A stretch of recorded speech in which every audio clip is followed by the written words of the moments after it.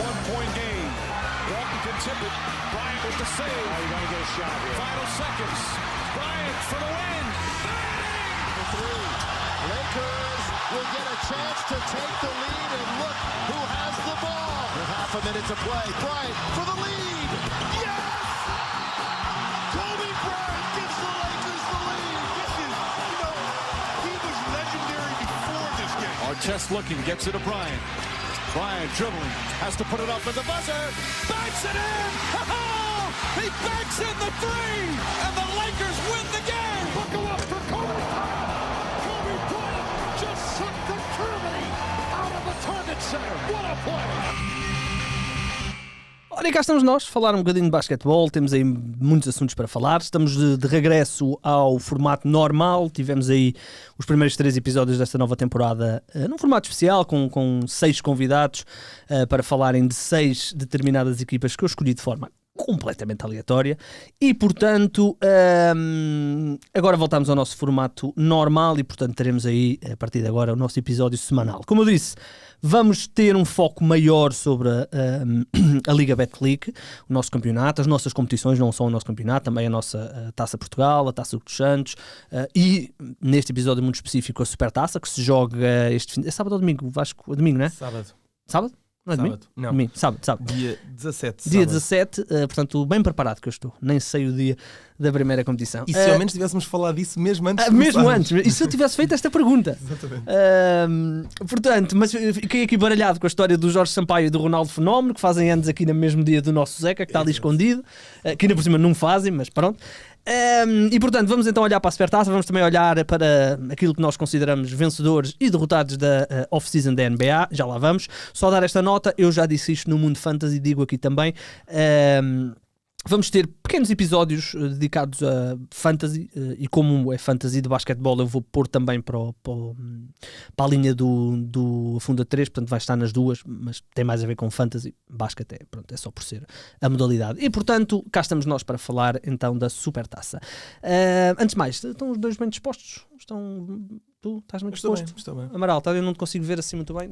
Estamos aqui num setup que não nos permite contacto visual muito forte. É verdade. O Vasco consigo ver aqui de esguelha. A ti eu sou baixinho. De esguelha, vês-me perfeitamente. Não, mas estás na diagonal. Sim. Estás na diagonal. Ora bem, vamos lá então.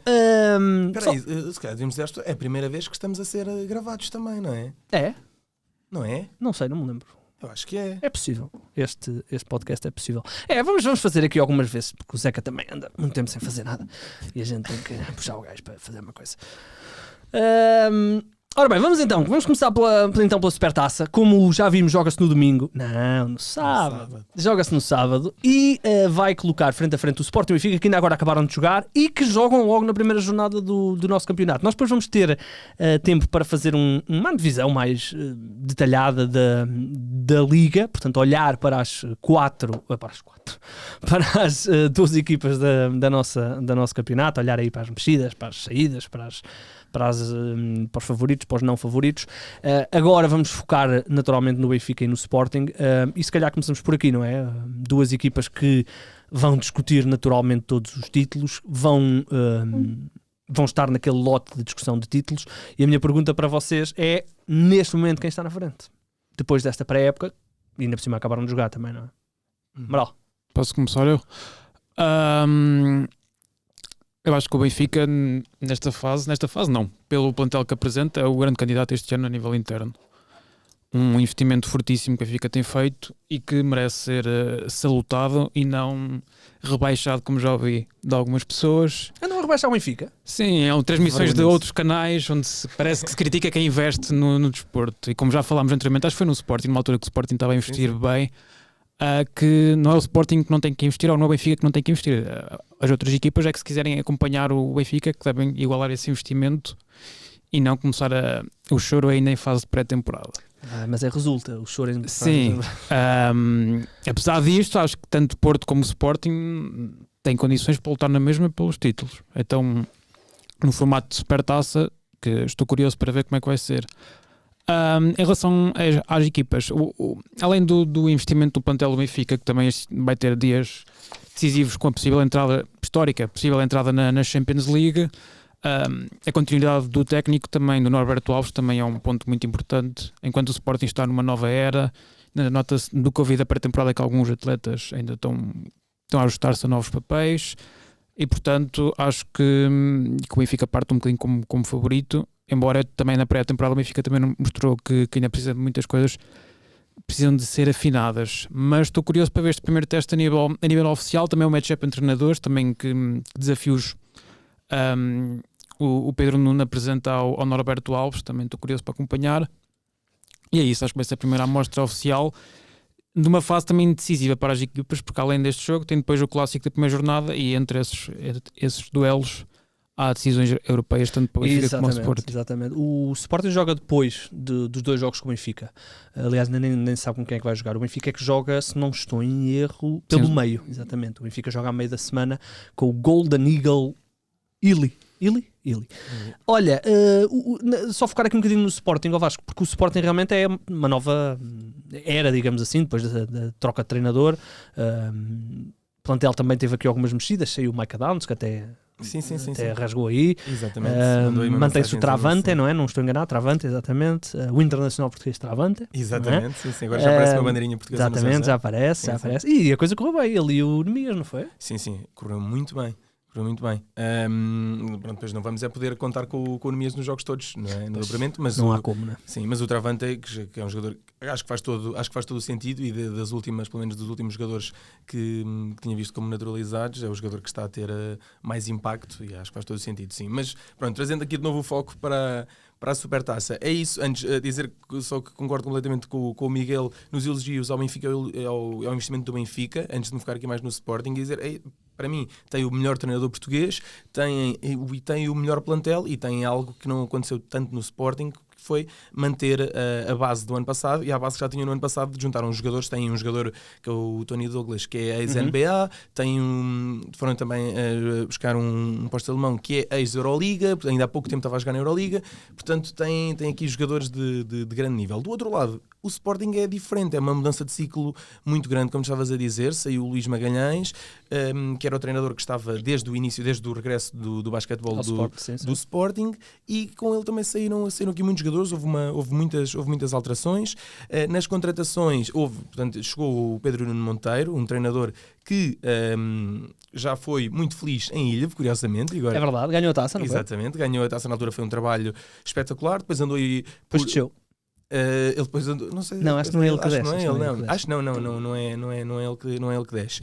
Ele depois foi para fora e entretanto voltou cá para o Varense, onde também fez ali um bom trabalho, e eu lembro-me até de ver uma entrevista dele a dizer que se voltasse a Portugal seria para uma equipa para lutar por títulos, e volta agora nesse sentido. Também para ele acho que é um grande teste. Vamos ver como é que as coisas vão correr. Eu acredito que a equipa vai mudar muito em relação àquilo que era com o Luís Magalhães. Estou também curioso para ver como é que isso vai acontecer. E depois, dentro das contratações, ainda se mantiveram aqui alguns jogadores, mas houve vários que saíram. E nas contratações destacaria se calhar o DJ Fenner, que foi melhor marcador quando esteve cá. Eu depois, por acaso agora não tenho certeza se acabou como melhor marcador, mas foi durante grande parte da época no Imortal o melhor marcador e chegou a ser associado ao Sporting.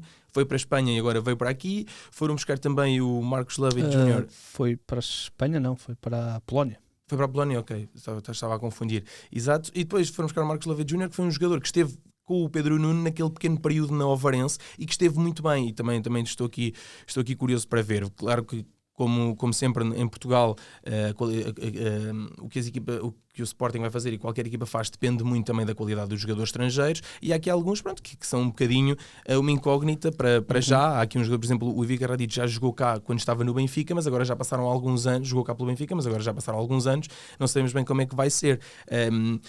Agora, acho que as contratações foram boas. Houve aqui um ponto essencial que foi manter o Travante Williams, que foi a grande novela ou uma das principais deste mercado. Falou-se durante muito tempo que ia sair, chegou a ser apontado a uma equipa da Turquia, que agora não me lembro qual é, mas eu penso que era uma equipa da Liga dos Campeões.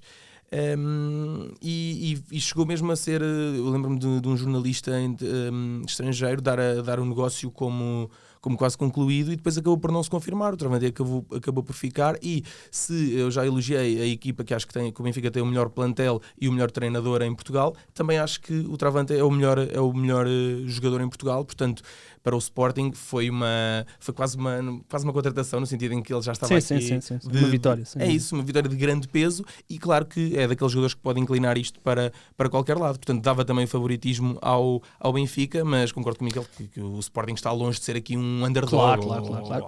O Travante é que tem a melhor história de sempre do mundo, que foi quando invadiu o relevado na Taça de Portugal feminina e foi preso. Exatamente. Portanto, ele e o Shakir Smith. Exatamente. O Shakir já saiu, sim. Aparece nas highlights da época dele do ano passado. Lindo, é um momento lindo. O mais difícil é que nós temos a foto dele mesmo com as algemas. Sim, o Sven Dizio. Aliás, ele também é um pouco conhecido. Sim, pela essa sua postura. Sim, ele acaba por ser, no mau sentido, mas tem ali toda uma personagem e faz isso. Olha, não é algo incomum. Ou seja, as duas equipas jogam agora na Supertaça e depois jogam dia 24 para o campeonato. E esse jogo é no pavilhão João Rocha. A Betclic patrocina o campeonato. Chama-se Liga Betclic, acho que já tínhamos. Já suspeitávamos que fosse. Tem aqui o Sporting, por exemplo, favorito nesse jogo, no João Rocha, a 1,55, 2,20. O que é que te parece? Como é que é? Desculpa. 1,55 para o Sporting, 2,20. Parece-me... Em casa, precisa de João Rocha, não é? Sim. Há sempre esse fator. E mesmo assim é equilibrado. Mas acho que tendo em conta aquilo que até que no sentido em que vinha a nossa conversa de apontar o favoritismo ao Benfica para a Supertaça, também depende como é que isto corre. E acho que sim, acho que é uma odd interessante nesse caso, se calhar mais para o lado do Benfica, que acaba por ser uma odd mais alta e se calhar de arriscar. Agora, claro que estamos a dizer isso e estou a dizer isto e agora na Supertaça esmaga por 50 pontos. Em 20 pontos. Exatamente. Já agora, há aqui um ponto... Só dar esta nota que nós não dissemos e é importante dizer. A Supertaça é em Torres Novas, no Palácio dos Desportos Torres Novas. Vai ser transmitido na RTP2, portanto é importante dizer isto, ou seja, não só para Torres Novas que consegue a Supertaça, mas para a RTP2. Agora sim, podes concluir o teu pensamento, o teu raciocínio. E é só dizer também outra coisa que não mencionámos, que também é importante, que é que as duas equipas jogaram recentemente entre si na pré-época. O Benfica fez mais jogos de pré-época e acabou que a pré-época totalmente na verdade foi só mais um, fez 4 jogos e venceu os 4. O Sporting fez 3 e perdeu um deles precisamente com o Benfica. O jogo ficou 90-89, foi no torneio internacional de Lisboa, sim. E foi a prolongamento, portanto acho que também já comprova que há aqui muito equilíbrio. Foi num jogo em que, por exemplo, já podemos ver o Marcos Levitt, que eu estava a falar, a marcar muitos pontos, que é, pelo menos daquilo que eu me recordo da passagem dele por cá, era a sua principal... acho que é um dos grandes pontos da construção do plantel do Sporting para esta época foi terminar um bocadinho com a grande necessidade com a grande dependência de Travante no processo ofensivo. Via-se muito no passado. E a contratação, principalmente do Marcos Lovet e do DJ Fenner, que são jogadores que conseguem criar lançamento, acho que é um ponto muito importante. E outro ponto também que me pareceu que o Sporting procurou neste mercado foi dar mais peso nas posições interiores. Não que, por exemplo, o Petan fosse um mau jogador, mas é um jogador que sofreu um bocadinho nesse aspecto, um jogador mais saltitão e menos físico por baixo. E a contratação do Radic e até do Ricardo Monteiro e do Lonkovic, não é? É verdade, é engraçado. Sim, é um jogador que...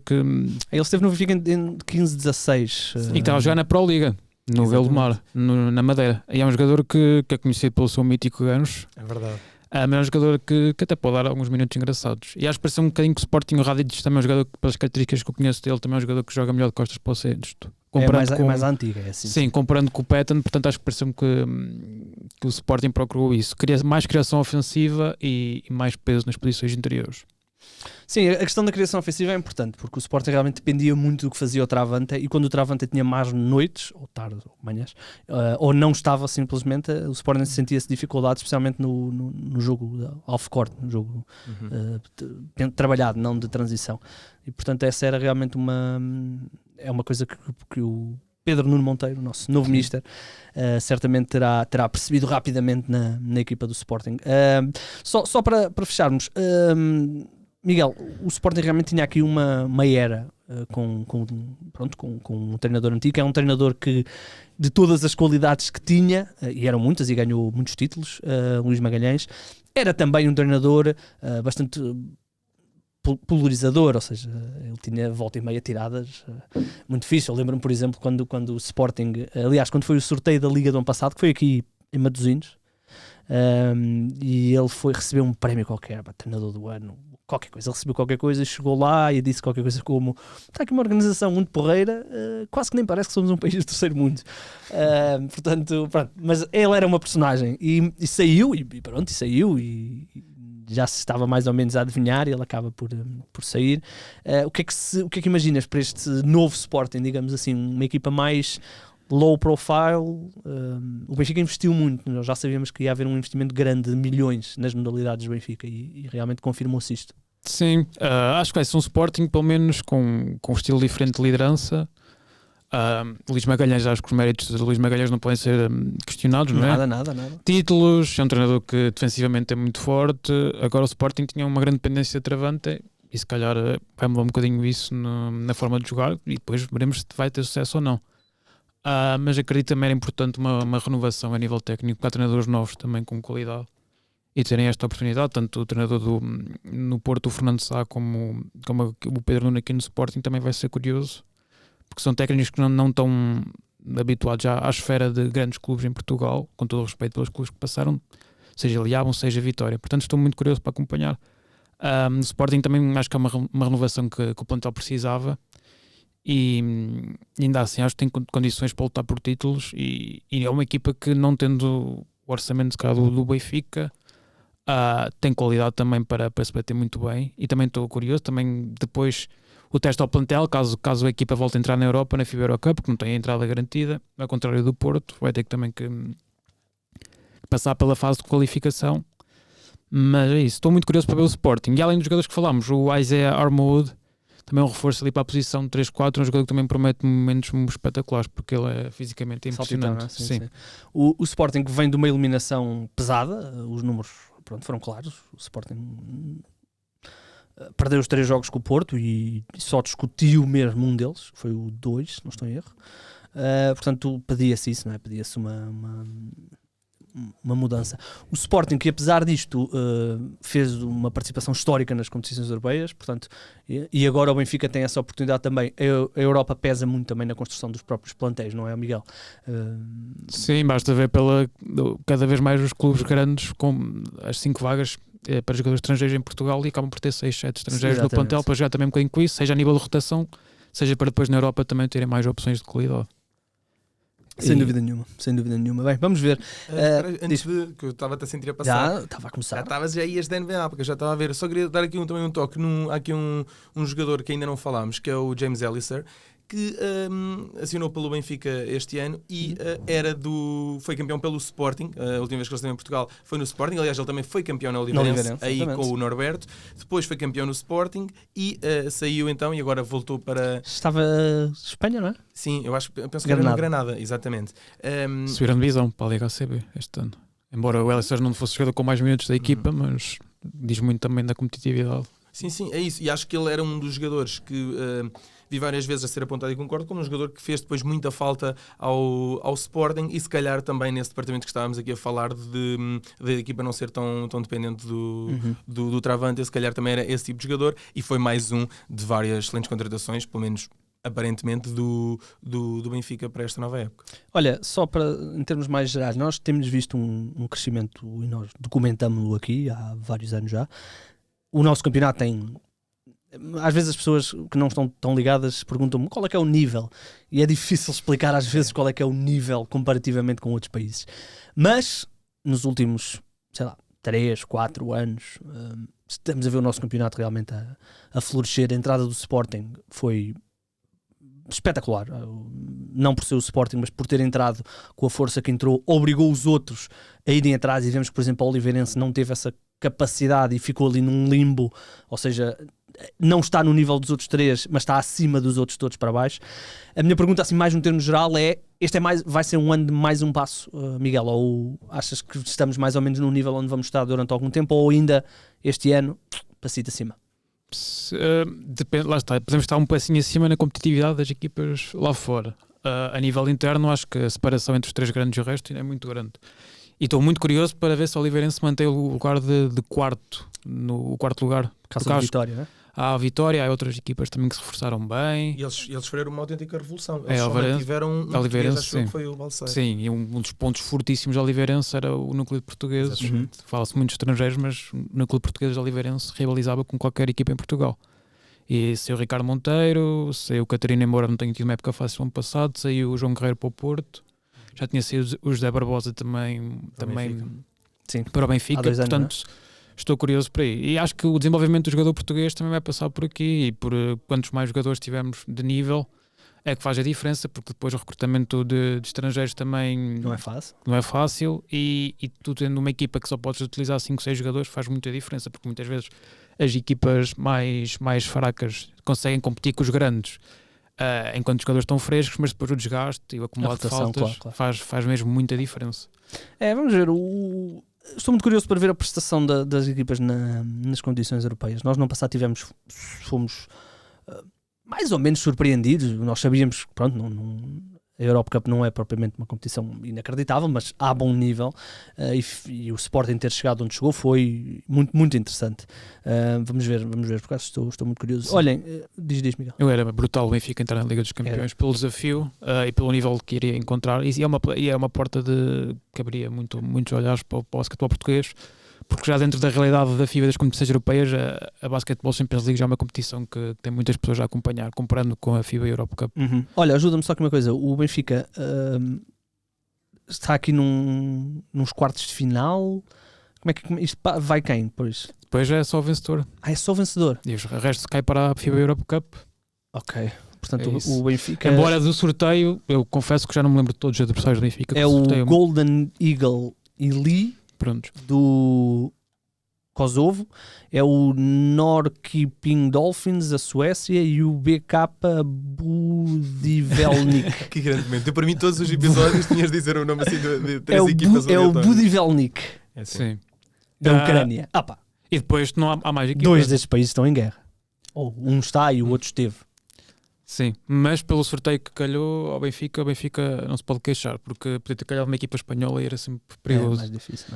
Quer dizer, eu não tenho bem conhecimento da Liga do Kosovo nem da Ucrânia. Olha, eles nem devem estar a jogar na Ucrânia, devem estar a jogar fora. Eu posso estar enganado, mas será campeonato polaco? Tenho a ideia que uma equipa da Ucrânia vai jogar no campeonato polaco este isso é fixe. Deve ser este, BK Velnik. Ou Prometei, que joga na Champions League habitualmente, é uma delas vai jogar. Vamos ver. Cá estaremos então para falar. Nós depois para a semana teremos certamente um episódio mais específico para o nosso campeonato. Temos, como vimos aqui, equipas que se reforçaram bem. Eu gosto do Vitória, acho que o Vitória tem um bom projeto no basquetebol, ao contrário do futebol. Gosto do Imortal também, é sempre uma equipa muito interessante e portanto temos aí muita coisa para falar, e depois o Chico também nos vai ajudar. Nós vamos ter todas as semanas, só para dar aqui a nota, todas as semanas no 0-0 vamos ter a divisão de todos os jogos, não individual, mas uma divisão global, digamos assim, como estamos a fazer também para o Eurobasket. Aliás, nós não temos aqui apontado a falar do Eurobasket, temos que falar do Eurobasket. Como é que estamos? Como é que estão a ser? O que é que achamos daquela eliminação só para terminar, vamos ter então a divisão de todos os jogos, portanto o campeonato vai merecer aqui um destaque muito, muito grande no Afunda. Olha, Eurobasket, a Sérvia foi eliminada. Foi.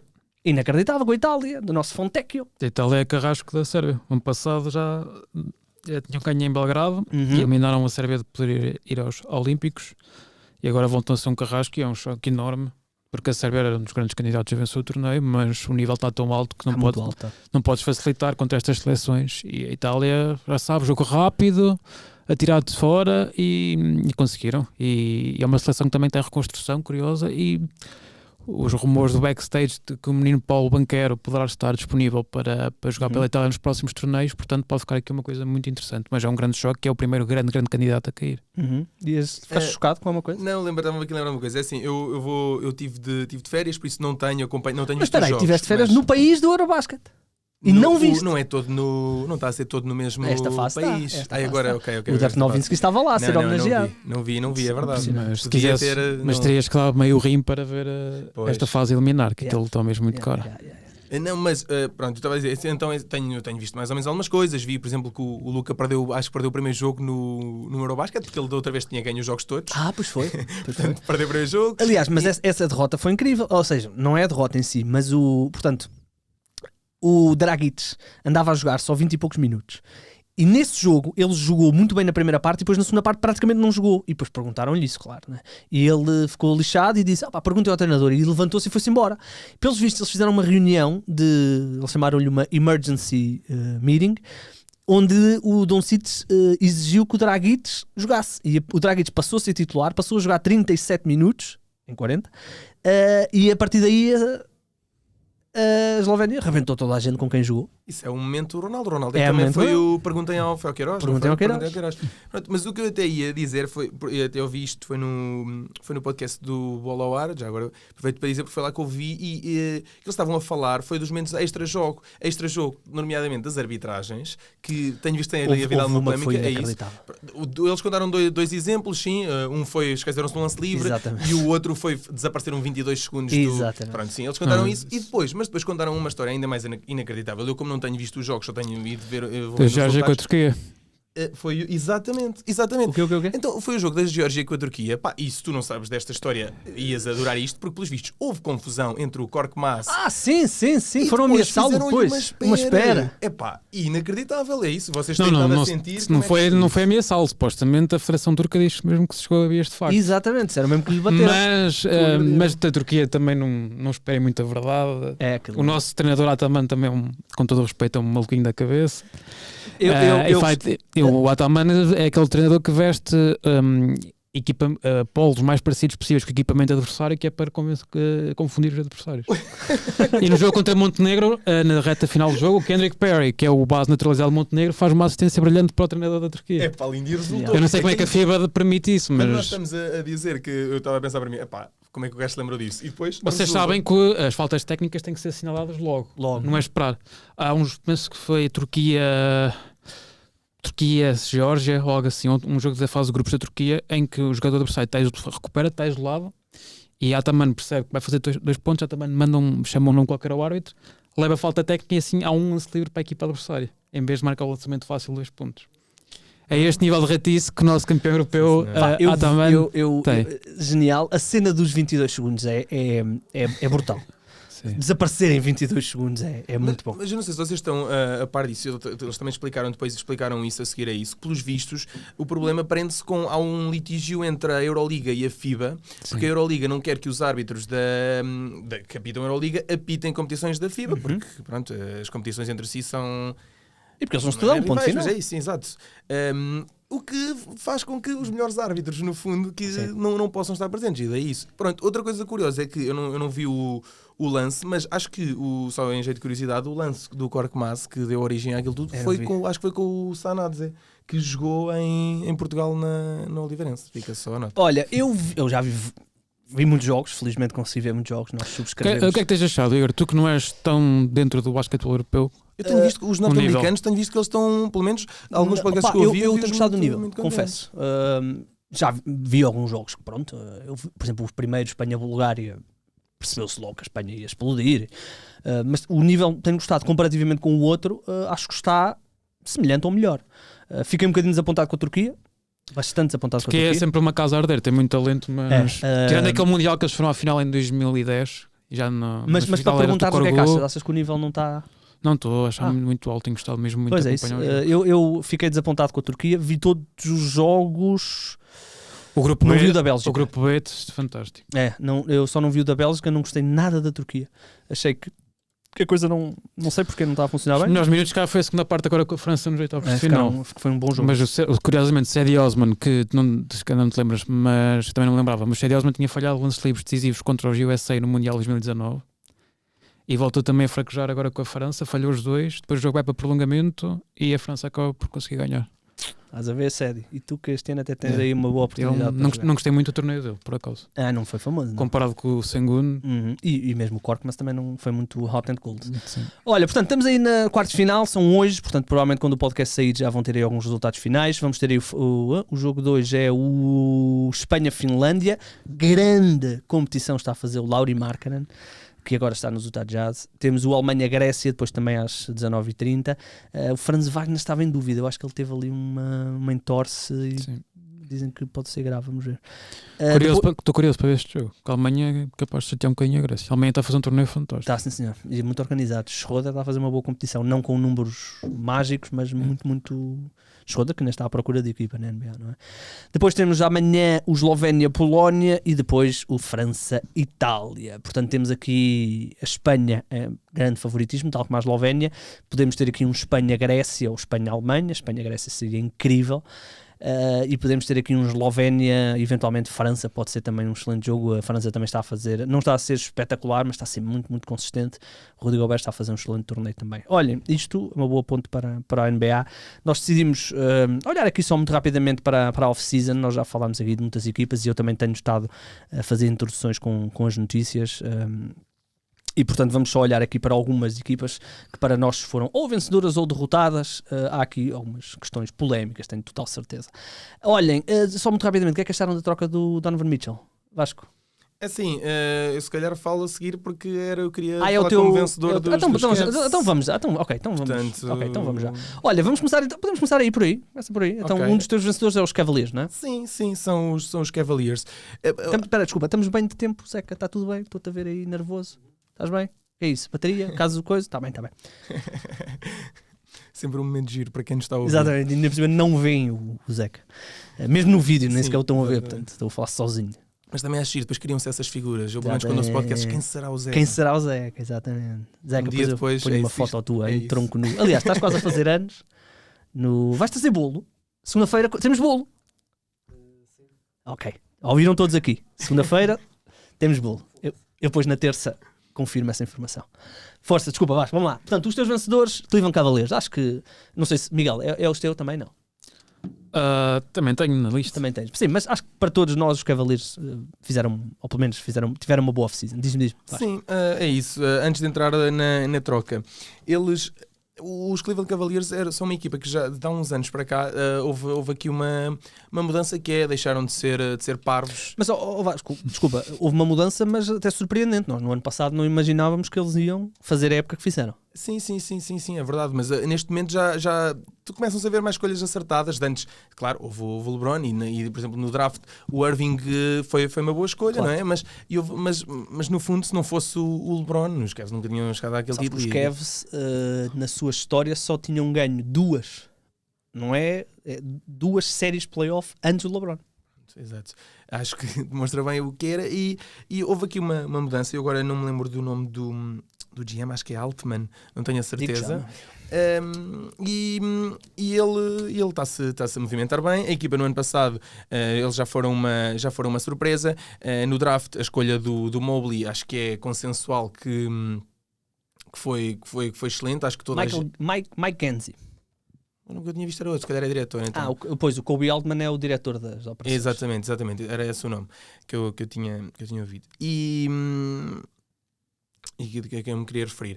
Mas é isso. Portanto, houve a escolha do Mobley, houve aqui algumas trocas. Acho que a equipa começou a ser muito bem gerida e acho que a contratação do Donovan Mitchell vem nesse sentido também. Foi uma equipa a que não foi muito apontado, pelo menos eu não estava aqui muito à espera. Foi um pouco surpreendente. Exatamente, estava tudo à espera dos Knicks, mas eu vou deixar isso para ti, já sei que vais falar dos Knicks. Mas acho que o front office dos Cavs viu aqui uma oportunidade, aproveitou-a e eu gostei muito da troca. Acho que eles fizeram muito bem em arriscar. Acho que o Donovan Mitchell bate certo com a timeline da equipa. Acho que é um sítio onde ele pode encaixar bem. Acho que ao contrário do que se calhar ia acontecer nos Knicks, acho que ele aqui acho que faz mais sentido e acho que pode ter um impacto maior. Acho que é o tipo de jogador que acho que fazia sentido nesta equipa. Eles além do... Ia dizer que esta equipa nos últimos anos tem estado muito bem, porque se bem se recordam, eles entraram ali na troca do James Harden na primeira, quando ele vai de Houston para... Não, é isso, não é? Exato, quando ele vai de Houston para Brooklyn. Exatamente, ficam com o Jarrett Allen. Eles entraram ali no meio e do nada sacaram o Jarrett Allen, num poste que foi All-Star no ano passado. Super surpreendido na altura tinha 22 anos. Mas já se sabia, não é como se o Allen fosse um desconhecido. Sim. Que não eles foram lá e apanharam o jogador. O Garland foi também uma boa escolha. Exatamente. E claro, o Evan Mobley é aqui no fundo a cereja, digamos assim. Sim, portanto, nesta troca especificamente eu gostei muito. Acho que o que perderam também não foi demasiado para conseguirem o Mitchell. Acho que o Mitchell chega aqui também numa fase boa da carreira. Acho que ele está com 26 anos, portanto ele fez anos há uma semana. Sim, acho que ele fez, exatamente, acho que fez 26 anos, Sim, ele está com 26. Contrato ainda de mais 3 anos com uma de opção, portanto... Exatamente, e depois, além disso, eles tiveram também a renovação do Garland. Perderem o Sexton também não me parece problemático, não era um jogador que ia ser. O Lauri Markkanen era um jogador, até fez ali algumas coisas interessantes, mas não era por aí. Eu acho que depois poderá ter impacto na forma como a equipa defende, porque já ali com aqueles 3 e eram jogadores muito maiores. Mas jogava com os 3, mas os 2, Mobley e Allen, que eram claro que eram, sim, mas poderá ali ter afetar um bocadinho, mas aí, pronto, vai depender ali. Sim, mas ele não é um 3, não é? Bem não. Vamos ver. No fundo, a troca, só para clarificar, foi 5 escolhas de primeira ronda, 3 diretas e 2 swaps. O Sexton, que fez sign and trade, o Lauri Markkanen e o Ochai Agbaji, que foi a 14ª escolha do draft deles este ano. Exatamente. Portanto, acho que dentro daquilo que perderam... Sem dúvida, e os Cavs têm uma outra questão aqui, que os Cavs só têm 2 hipóteses de ter este tipo de jogadores. Ou escolhem no draft, ou trocam por eles. Porque na free agency ninguém vai para Cleveland, a não ser que esteja lá o LeBron. E portanto, é um jogador jovem. Se a coisa correr mal, eles podem retrocá-lo e podem recuperar alguma do draft asset que deram. Eles continuam a ter valor para depois eventualmente trocar. Não hipotecaram bem nada, e acho que faz sentido porque é uma equipa que acho que conseguem dar aqui um passo em frente, e se calhar já lutar ali. Também não vou estar a apontá-los de repente ao topo do... Mas vão estar na confusão com os 5. É isso. Portanto, e acho que isso é muito positivo para os Cavs, e continuam aqui na rota de subida. Sem me alongar muito, pois para além disso, também gostei que trouxessem de volta o Ricky Rubio. Exatamente, continuam com vai o estar lesionado pelo menos até janeiro. Pronto, mas acho que pode ser também uma boa opção. Tem bom plantel. É isso, acho que tem bom plantel. Acho que foram Mike, o que é que tens aí de positivo para nós? Quem é que achas que se portou bem? Brooklyn Nets, terem segurado o Durant, que é um sinal de força das equipas da NBA. Eu acho que era a grande novela do verão.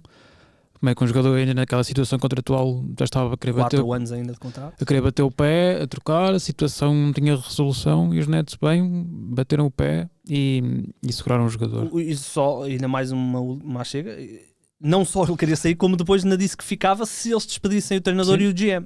E a confiança logo mantida no Sean Marks e no Steve Nash. Mas acreditam que aquilo agora vai resultar assim? Não, mas estou a dizer mais no sinal que lá para a liga, não é? Depois do que aconteceu com o Ben Simmons, as equipas estão a tentar, ainda por cima estão aí com negociação para a nova CBA, as equipas estão a tentar mostrar que ainda são elas que mandam, digamos assim. Sim, e é claro que eu pelo menos sou muito a favor do poder para os jogadores.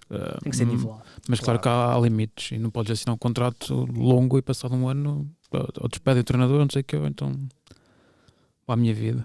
E o poder foi os Nets, então parabéns, conseguiram segurar, e gostei muito disso.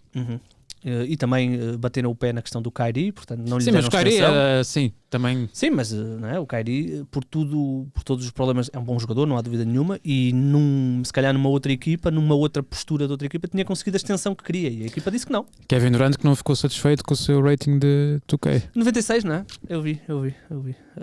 Já viram? Mas sabes quem é que ficou ainda mais lixado? O Austin Rivers. Acho que o Austin Rivers está nos Timberwolves, não é? Já perdeu o rastro. Eu também, mas eu acho que ele está nos Timberwolves. E a equipa dos Timberwolves fez um post nas redes sociais a dizer o que é que acham das nossas 2K Evaluation, e o Austin Rivers, acho que está avaliado em 72, acho que é dos piores, 72, 73, foi lá dizer trash, just like the game. Claro. Mas é bom ver como que algumas estrelas da NBA estão a jogar no Eurobasket, e assim o Kevin Durant está no Twitter a reclamar do ainda 96. Assim, a melhor história de todas é a do Anthony Davis. Viram o que é que lhe aconteceu? Vi, ele estava a jogar, ele pegou no jogo pela primeira vez, estreou, e o jogador dele, Anthony Davis, lesionou-se. A fazer uma bafo, ali. Mas acho... Não era um alley-oop. Não, eu vi o vídeo, eu acho que é um off. Ok. Acho que ele faz um off e que se lesiona. Diz muito. Não, diz muito, mas... Estamos lixados. E não é só isso. O quão real está o jogo. É isso. Ainda assim, também já vi um vídeo de um gajo que conseguiu acertar 3 vezes na quina da tabela com o Westbrook. Portanto, também... Mais muito. Correr bem para os Lakers. Olha, vou aqui contar um dos meus... O meu, eu só meti aqui um, porque já sabia que vocês também iam falar, portanto não precisamos de todos. Eu meti os Knicks. E eu já vou explicar porque é que eu meti os Knicks. Primeiro, achei que eles não foram propriamente vencedores no sentido do contrato que deram ao Jalen Brunson, mas pronto, nós percebemos que eles queriam dar e tudo bem. Ok, whatever. Porquê é que eu acho que eles são vencedores? Porque é verdade que eles falharam a troca pelo Donovan Mitchell. O Donovan Mitchell queria ir para Nova York, há ligações familiares entre o presidente da equipa e ele era o empresário do pai, uma coisa assim qualquer, uma história qualquer, pronto. Toda a gente percebeu que os Knicks o queriam e que o Donovan Mitchell queria ir para Nova York.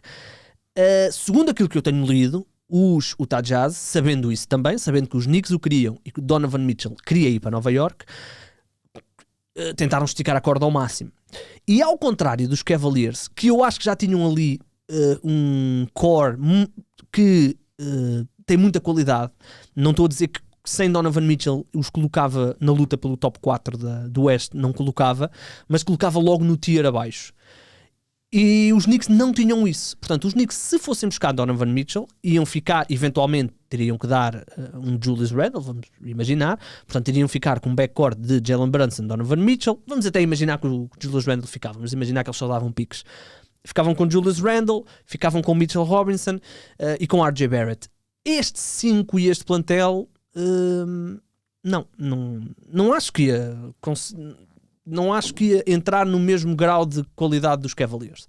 E aquilo que me parece é que os Knicks olharam para o negócio e disseram, não, é demasiado, estamos a hipotecar demasiado por um jogador que é uma super estrela da NBA, mas se formos completamente frios, dizemos que o Donovan Mitchell é um dos 10 melhores jogadores da NBA? Não.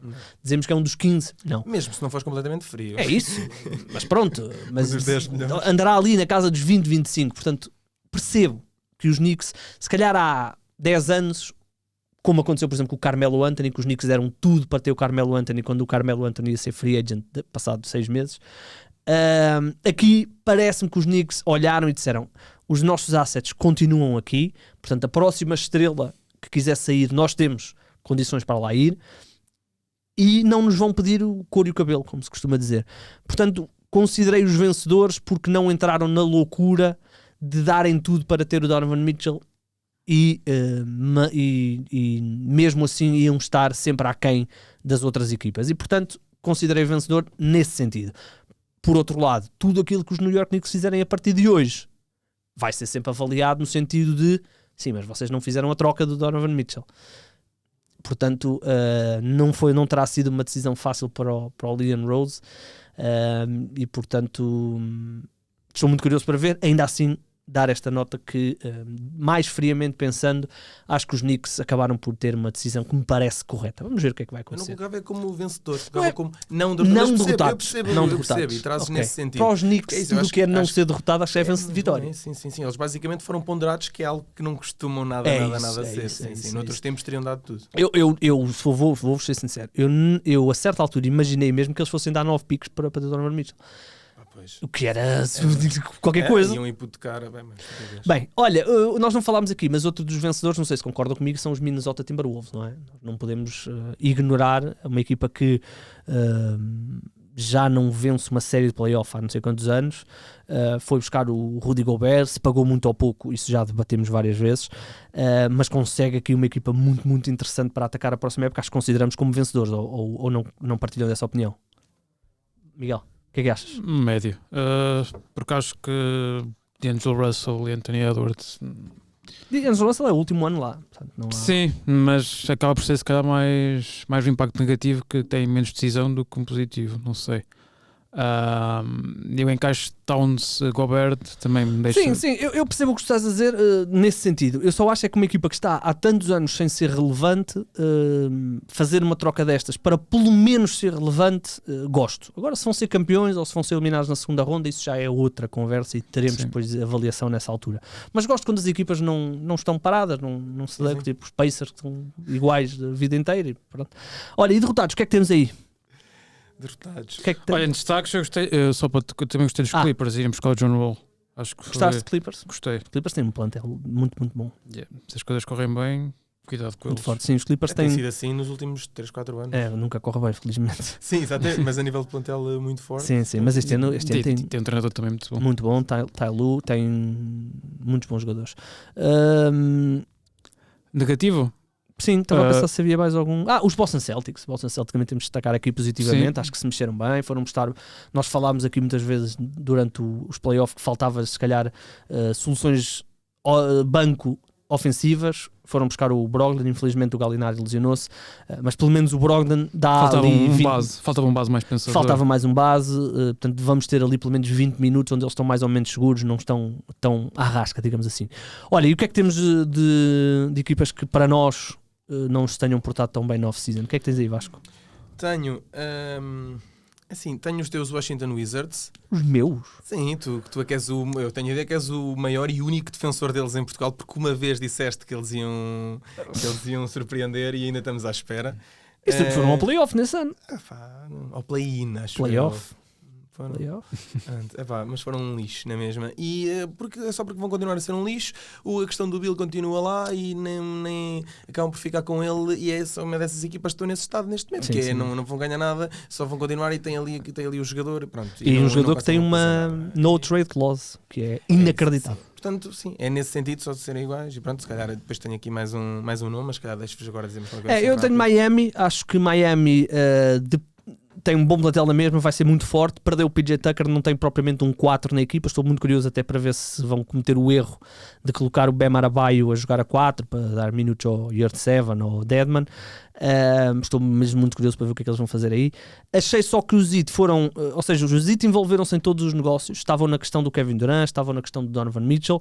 Acabaram por não conseguir nenhum desses, porque também não tinham argumentos de piques para conseguir qualquer um desses.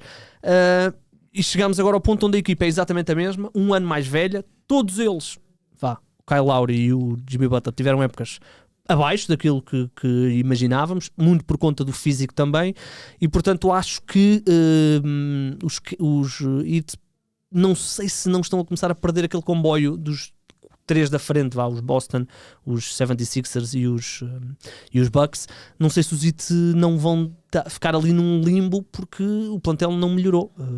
Sim, é isso. Por exemplo, tu agora coloca-los muito acima dos Cavs? Não. É isso? Não coloco muito acima. Se num mundo assim normal, numa série de seta, eu acho que os Heat, acho que sim. Só que os Heat no ano passado tiveram-se sempre lesionados. Sempre. Vamos ver. O que é que tem? Miguel, o que é que tens? Lakers. Pois. Por irem buscar o Pat Beverly, que é o jogador que eu mais odeio na face da terra. Depois não comentámos essa contratação. Mas. Ao que os Lakers lá tinham, é um improve. Sim. Faz sentido. Ele disse como é que era que Anthony Davis e o LeBron iam jogar com ele. Pois, porque ele foi ao playoff e eles não. Exatamente. Até pode ser engraçado, não sei. Eu não desgosto. Se é para ser freak show, ao menos que seja. Eu não desgosto. Eu acho que eu não desgosto. É isso. E quando a questão do Westbrook é ele possivelmente, porque eles, pronto, para quem não tem contexto, eles não se dão porque o. Sim, eu ia dizer que ele lhe estragou o menisco, pronto, não foi bem assim. Foi. Quer dizer, pronto. Terá sido uma contratação para deixar o Westbrook ainda mais insatisfeito? Eu acho que não. Eu acho que não, porque o Westbrook neste momento tem zero leverage sobre os Lakers. Acho que é mais um foco de... Eu adorei o teatro dos dois na conferência de imprensa da apresentação. Já fazerem conferência de imprensa da apresentação do Beverly. Já é do caraças.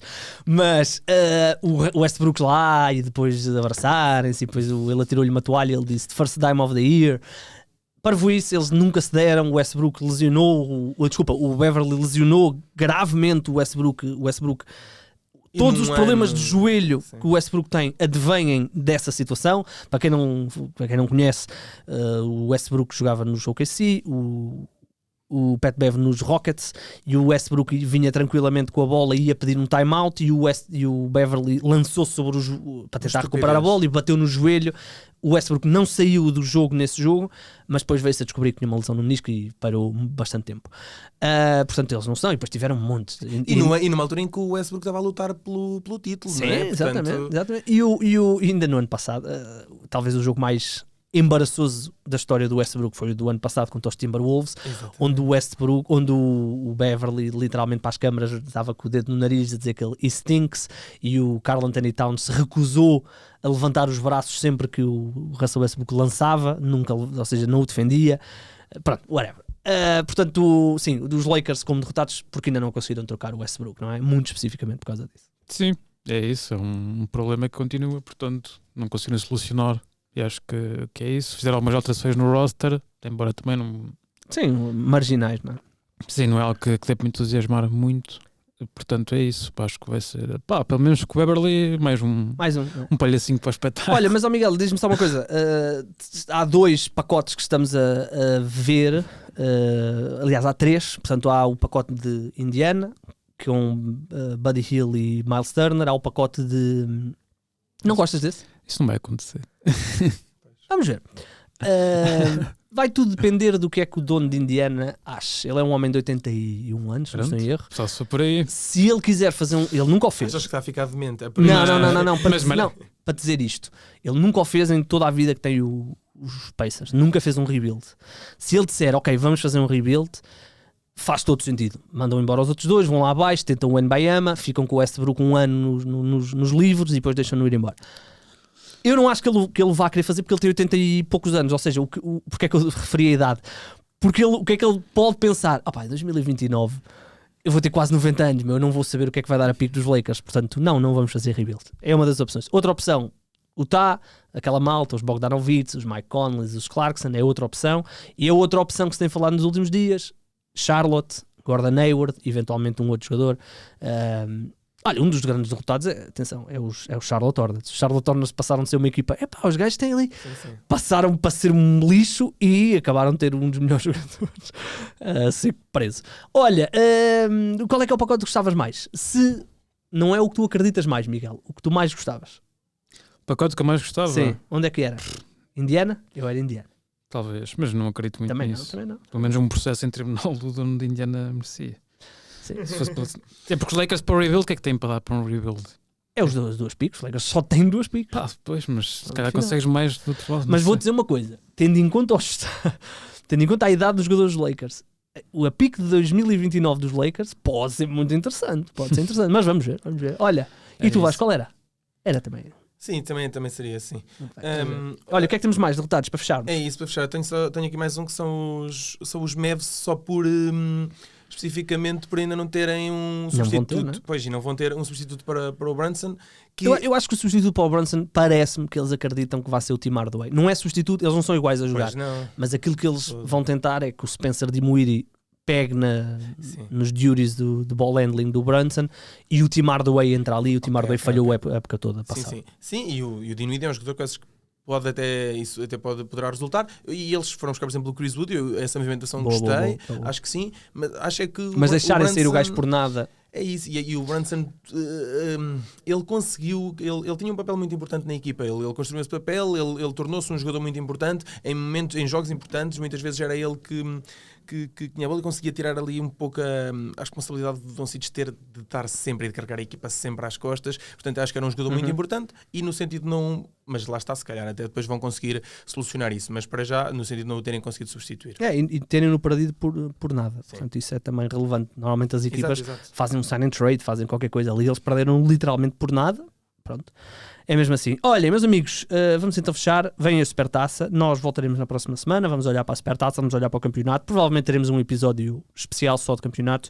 A NBA vai recomeçar a ganhar a sua forma agora, porque as equipas vão entrar nos training camps. Depois, no final de setembro, já vamos ter os primeiros particulares.